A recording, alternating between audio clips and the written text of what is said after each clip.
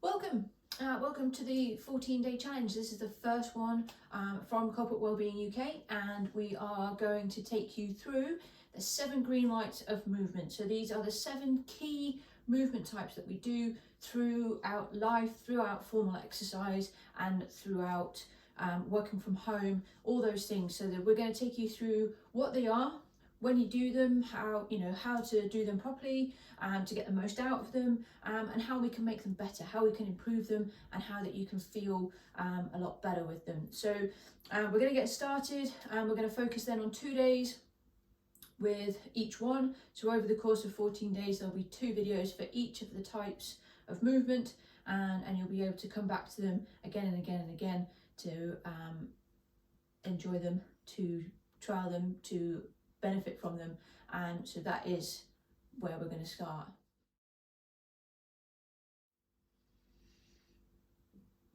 Hey, welcome to day 1. This is the day 1 of the 7 green lights of movement mobility challenge from Corporate Wellbeing UK. So today we are going to go through our first movement, first of 7 on day 1, obviously. And so that is going to be the overhead movement. So you might use this a little bit more often than we think about. And we're going to just look at how we do it, when we do it, best practice, and then a couple of quick bits that we can do for increasing the mobility in that area and feeling a little bit better. And then tomorrow we'll take it into a little bit more in-depth stuff. Okay, so I'm just going to make sure I don't hit the light fixture here, and you can see all of what I'm doing. So the movement in it itself is when we take our arms overhead, but you can see the difference here versus when I do it in a moment of what we're actually looking for and what is the best practice. Okay, so best practice, we're going to have nice organized spine, so we're going to be up nice and tall, taking our shoulders back. We're going to then make sure we've got our feet in a nice stable position, going to get a bit of a brace in our core, so we're nice and controlled. And then when we take our hands, they're from our sides instead of in front of our body like they were a second ago, so shoulders are back and down. And then we're going to take our hands both together up overhead and come to this top point here. So you'll notice now that my arms are straighter, they're more directly over my body, my thumbs are pointing backwards. This is the full extension of the move. Now, if you look from the side, I've just extended my rib cage a little bit, so we need to bring that back, which then brings my arms a little bit forward, so that would indicate I'm a little bit tight. So hopefully, this is a test that we've done to see where we're at. We're going to do then a couple of movements in a minute to hopefully improve that. So then hopefully you should then see the change that I make. Okay, so just those key points again. We're going to be standing nice, feet facing forwards. That's a good position for our feet. That then sets us in a good position all the way up our body. We've got a bit of a brace in our core, a bit of a squeeze in our bum. So we're nice and tall, shoulders are back and down, get all of that engaging.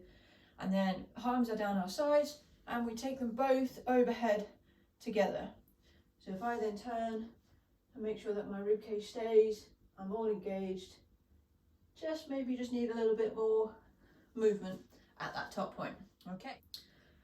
Okay, so today we've got 2 mobility movements that we are going to do, and I'm going to use a dining room chair, so you can use any sort of slightly elevated surface to achieve these 2 movements. So I'm just going to grab my chair.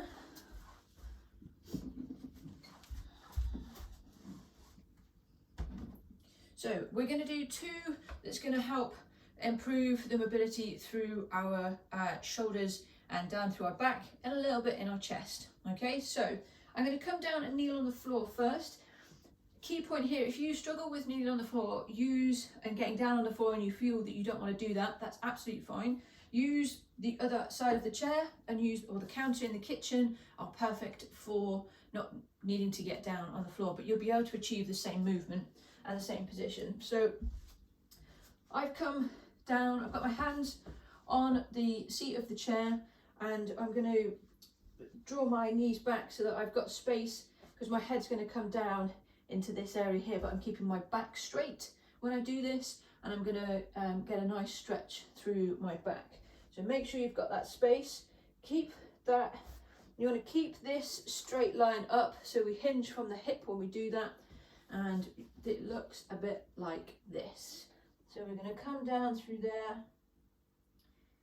So if you need to have your hands wider, that's absolutely fine, because you might feel a little pinch in the shoulder to start with. So we're going to come down into there. So we're trying to get the head through the arms, the other side of the arms. And we want to make sure that we can breathe in the position that we get into. So take nice big deep breaths. This is going to indicate to your body that you can get into this position and that you can feel comfortable in this position. Okay, so we're going to come down again. Big deep breath in.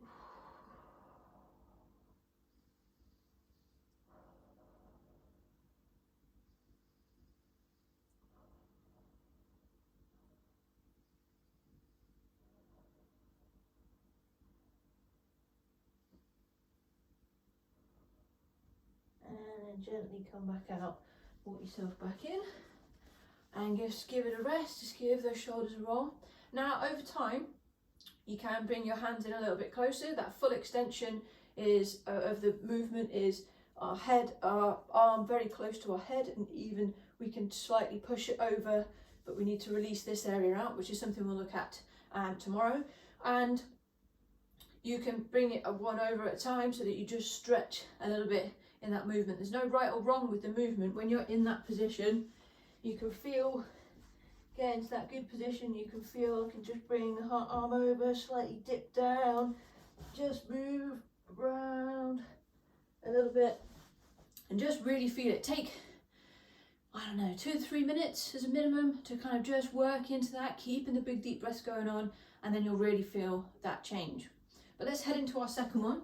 So I'm going to just turn my chair around again, so you can use the kitchen counter for this. I'm going to be facing away from the surface this time instead of facing to it. So you might need to hold the outside to start with, and you might find that you can get on top. And you might end up that you've got your arms quite wide, depending on how things are feeling. So we want our hand over, so it's like kind of an overhand grip, and we're going to just get into a nice good position, breathe in, and then just gently bend our knees and hinge forwards.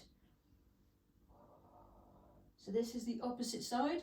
So last time we were working in our back, this time we're working through our chest and the anterior side of our body, the front of our body. Again, breathe in nice and deeply so that your body knows that it can be okay in this position, and you might just a little bit sink down. You might, as you come back out, want to bring your hands in a little bit more. You might stay out here and just come down and feel like you can get nice and low. But again, it's very much up to you to kind of have a play. Just, make sure that you can keep breathing. Take nice big full breaths so that you're not holding your breath and kind of your body going, oh, I don't like this, I don't like this. Big deep breaths help your body go, oh, well, we can do this, it's fine. Again, we want to do 2 to 3 minutes on that. Just have a play, nice big deep breaths, keep coming in and out so that you get the benefit of that. And I'll see you again tomorrow.